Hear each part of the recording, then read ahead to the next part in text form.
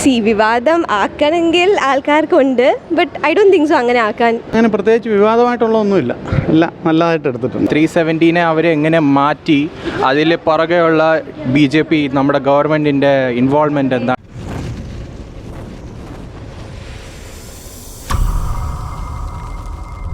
നല്ല സിനിമ, നല്ല എല്ലാവരും കണ്ടിരിക്കണം. നമ്മുടെ രാജ്യത്തിനോട് സ്നേഹമുള്ളവരെല്ലാം ഒന്ന് കണ്ടിരിക്കേണ്ട cinema.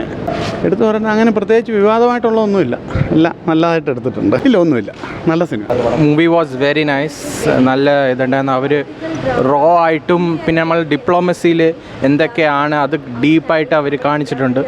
It's A must watch movie for every one. പടം ബേസിക്കലി ആർട്ടിക്കിൾ 370 ഇല്ലേ, 370 അവരെ എങ്ങനെ മാറ്റി, അതിൽ പുറകെയുള്ള BJP നമ്മുടെ ഗവൺമെൻറ്റിൻ്റെ ഇൻവോൾവ്മെൻറ്റ് എന്താണ്, അതെന്താണെന്നൊക്കെ പറഞ്ഞു. ലാഗില്ല, അവർ സ്റ്റാർട്ട് ടു എൻഡ് അവർ ത്രൂ ഔട്ട് ഗ്രിപ്പിംഗ് ആയിട്ടാണ് അവർ വെച്ചേക്കുന്നത്.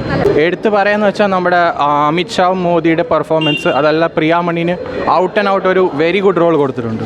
Acting Priyamani has nailed. Yami Gautam ബോളിവുഡിൽ ഈ വർഷത്തെ one of the best performance ആണ് അവർ കൊടുത്തേക്കുന്നത്. Out and all very good movie. Very good, അടിപൊളി പടമായിരുന്നു. എല്ലാവരും മസ്റ്റ് വാച്ച് മൂവി. ഒരു പൊളിറ്റിക്കൽ ഡ്രാമ എങ്ങനെ ഡയറക്റ്റ് ചെയ്യണം, should learn from it. Yami Gautam അടിപൊളിയായിരുന്നു. പ്രിയാമണി ഓൾസോ ഈക്വലി ഇമ്പോർട്ടൻ്റ് ആയിരുന്നു. എല്ലാം movie was a very good movie, like 5 on 5. എടുത്തു പറയാൻ അവർ എന്താ പറയുക, മൂവി അധികം വലിച്ചിട്ടില്ല.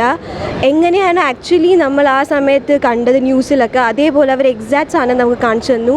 കുറേ നമുക്കറിയാത്ത സ്റ്റോറീസ് ഉണ്ടായിരുന്നു, അതൊക്കെ നമുക്ക് പറഞ്ഞു തന്നു. Direction was outstanding, very good. Yami Gautam Priyamani was the main lead role. Yami Gautam ആയിരുന്നു മെയിൻ, പ്രിയാമണിയും ഈക്വലി എക്സൽ ചെയ്തിട്ടുണ്ട്. സി വിവാദം ആക്കണമെങ്കിൽ ആൾക്കാർക്കുണ്ട്, but I don't think so അങ്ങനെ ആക്കാൻ എന്തെങ്കിലും ഉണ്ടാവും.